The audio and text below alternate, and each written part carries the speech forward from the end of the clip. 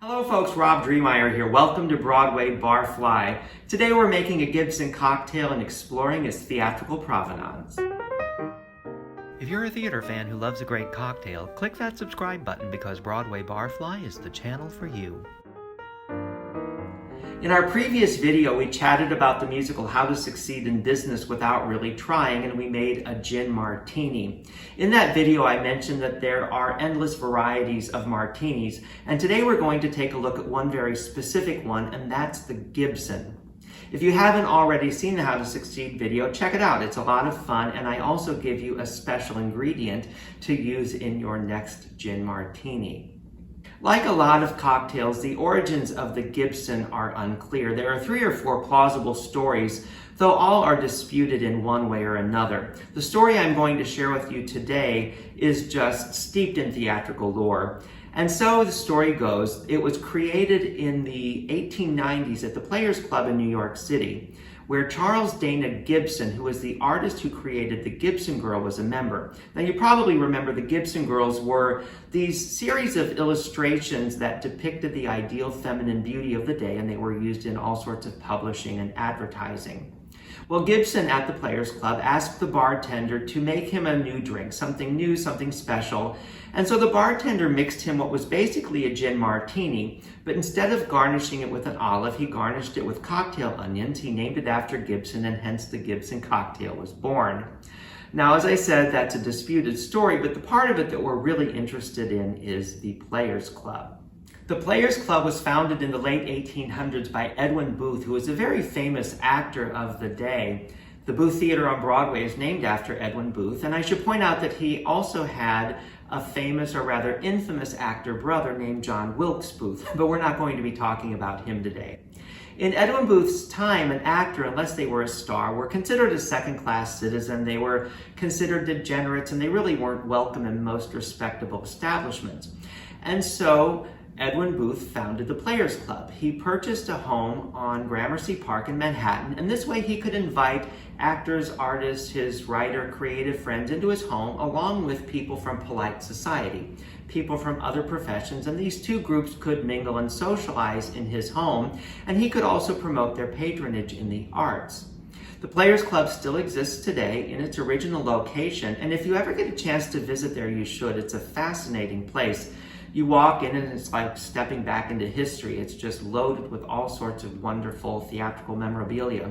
The building is also on the National Register of Historic Places, namely because it still has its original gas lights, and they are some of the last remaining working gas lights from the era in existence in New York City.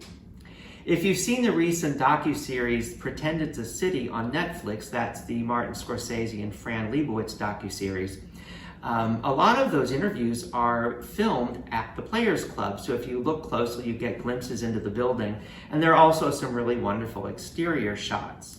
The Players Club is only a block or so away from the Washington Irving House, which during this era was occupied by a woman named Elsie de Wolfe. And if you've seen our video where we talk about the musical Grease and we make a Pink Lady cocktail, you'll remember that Elsie de Wolfe is credited for having created the Pink Lady cocktail. And I think it's sort of interesting to know that these houses around Gramercy Park were just a hotbed of mixology during the Gilded Age.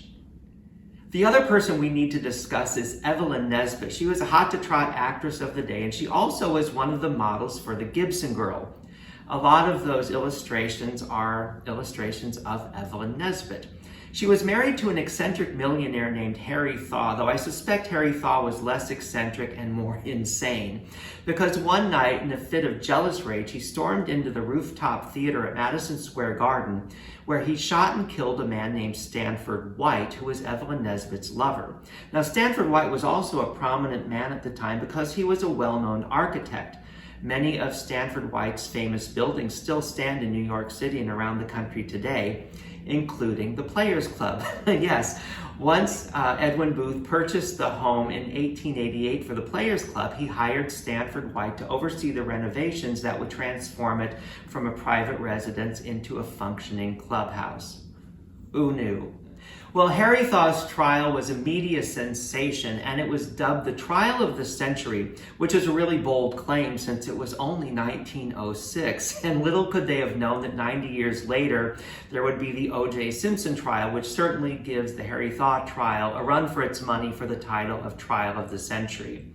Well, Harry Thaw's trial brought a whole new level of fame, or rather infamy, to Evelyn Nesbit, but she was no dummy, and she was able to parlay that notoriety into a successful career on the vaudeville stage, much the way that Roxy and Velma do in the musical Chicago.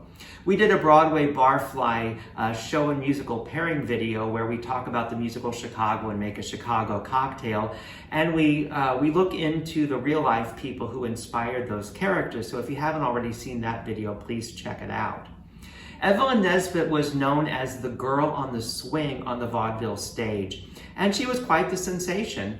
And I think it's kind of interesting that this woman who was so famous in her time, being a Gibson Girl model and also in the center of this murderous love affair and a vaudeville sensation, is largely forgotten today.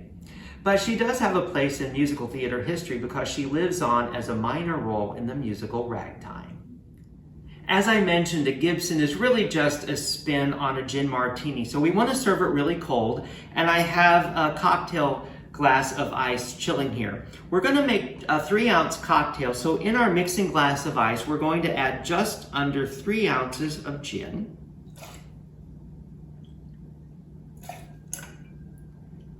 And we're going to add a quarter to a half an ounce of the dry vermouth. And then we give this a good stir to chill.